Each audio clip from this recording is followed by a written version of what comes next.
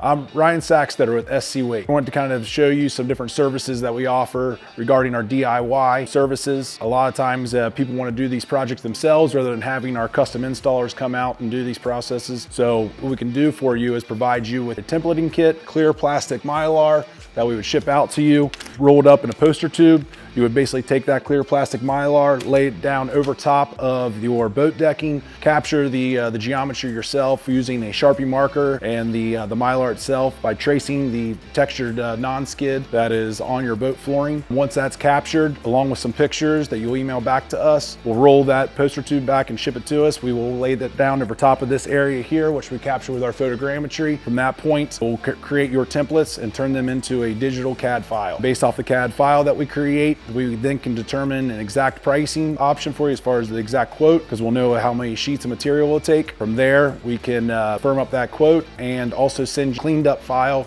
in a dry fit form on the same exact plastic mylar. Once you confirm geometry, we can move on to the design process. This is everything to help you from start to finish create your own custom file.